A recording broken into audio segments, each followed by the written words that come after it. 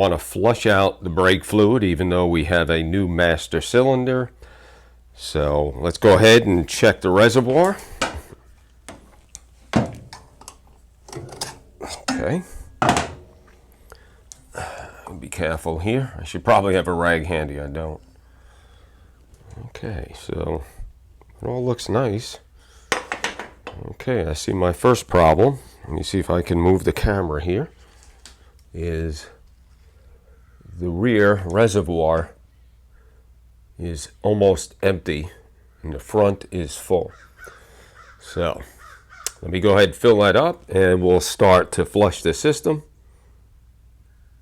Let's get right into what we're doing today. I should say what I'm doing today. Again, this is what I'm doing to get my 1967 GTA convertible Mustang in running order. The other day I spoke about a spongy brake and a pull to the right. So what I want to do before I even change out my caliper, and I haven't checked any of this, so you're seeing this live right here for the first time. I got the car not too long ago. I haven't had a whole lot of time. I just removed the cover on the brake master cylinder, and first problem I have is the rear reservoir is almost empty, if not completely empty. So that could be a problem in itself right there. Do I have a leak? Not quite sure. Typically when it's dry like that, there's a leak somewhere, so we'll have to investigate that. But I'm going to go ahead and I'm going to fill it up, and while I'm diagnosing whether there's a leak or not, I want to bleed the system out. Now the fluid looks nice and clear up front, so I believe that when the master cylinder was changed, most if not all of that brake fluid got flushed out. But I'm going to flush it anyway before I put any new components on. I'm going to try this one man or woman brake bleeding kit. It's basically, there's a magnet on. I'll stick it to something magnetic above the bleeder valve, and it supposedly has a check valve, so I can be in the car, pump the brake a few times, maybe up to 5, come back out and close the valve. So I'll open the valve slightly, go inside, pump the brakes, close the valve, check the reservoir, and I'll repeat that several times. Again, right now I want to get as much fluid through this system, and we'll see if we can identify any leaks. All right, so let me go ahead and fill up the reservoir. I've installed the bleeder kit, and I'll show you the back in just a second, but I've already done one round. I've pumped the brakes 4 times and came back, closed the valve. So I'm going to open the valve.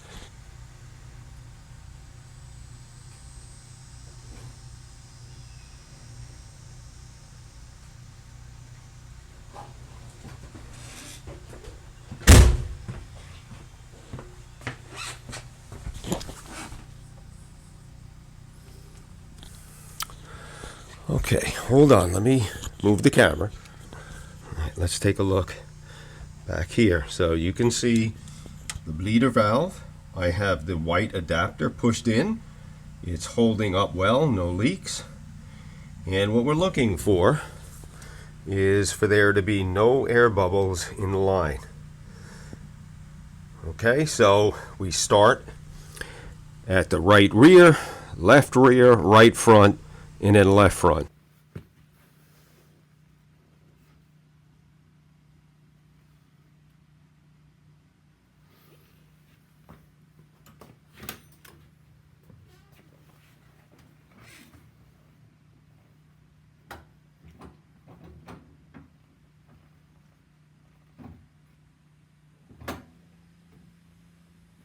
I actually wanted to come back before I made it all the way up to the left front.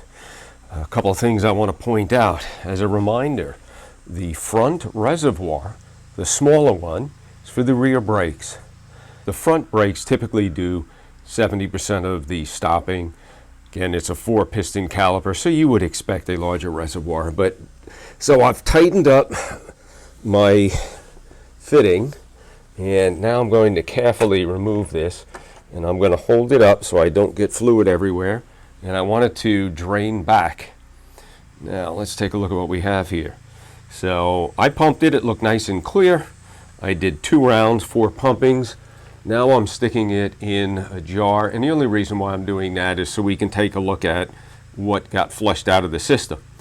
And as a reminder, always properly dispose of your hazardous waste material fluids. Okay, let's see if we can adjust here a little bit. So far I have to say, this is working out exceptionally. I've never bled a brake system by myself. Typically I have a partner or a buddy, or my wife Stacy, way back in the day, helped me do this, where she would pump the brakes while I open up the valve. About a $10 purchase. I did get this at O'Reilly, but they have them at all of the auto parts stores. I would say if you're working on your vehicles, you probably want to get one of those. Now, my other disclaimer. First of all, let's remember to put our little dust caps back on the back of the bleeder valve. So forgive me for 1 second here. And my disclaimer is you should always consult a professional, as well as any manufacturer repair manuals. Okay? So if you've never done this, please don't. This will help you understand what's involved, the labor. There's a lot of labor involved. So when that mechanic tells you how much it is, they have a lot of overhead between their shop expense, insurance, fees to dispose of this hazardous material. So again, this is what I'm doing to my vehicle, and it'll help illustrate what's involved. So please do your due diligence. Never attempt any repairs if you've never done it or you're not qualified or certified.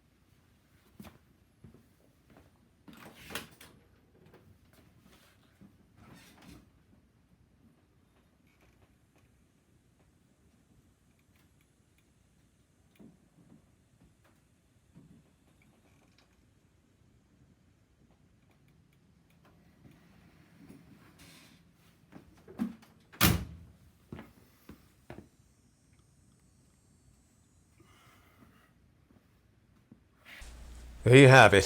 Successfully flushed out the brake system. Again, this bleeder kit, I think it was $10.99. I'm going to go ahead and give this 2 thumbs up. I was able to do this without any help. It's always nice to have the help of someone. Always remember, you don't want to reuse your old fluid. Another, I guess, suggestion. This is a 3/8 bleeder valve. I don't have the correct wrench.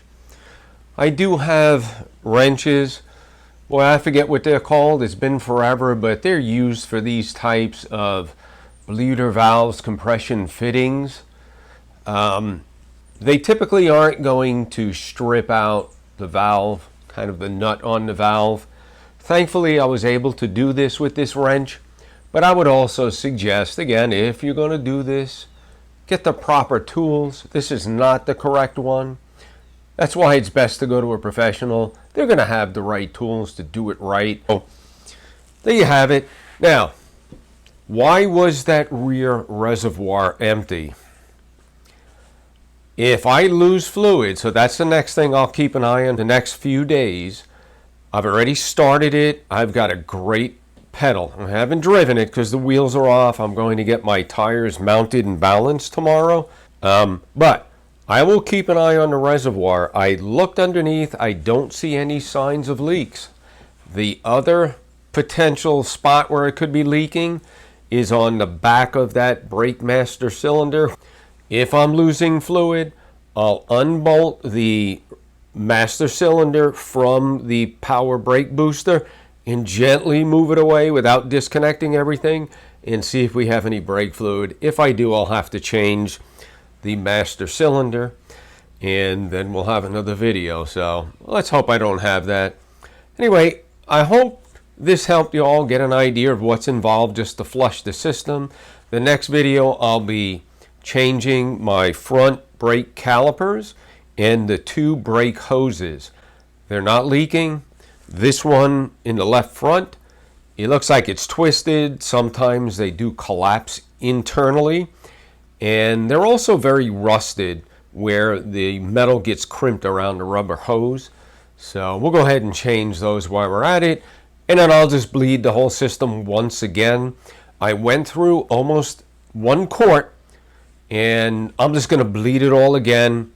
It's not going to hurt it. It'll flush it even further. So there you have it. How I flushed my brake system on my 1967 Mustang GTA convertible. I hope you'll subscribe. We really would appreciate it. And give us a thumbs up. It means a lot. YouTube, if I'm not getting thumbs up, this isn't going to get disseminated out in the YouTube world. So my ask is, for my time, if you'd at least subscribe, give us a thumbs up. And we'll see you in a couple days when I do the brake calipers. All right. Thanks for watching.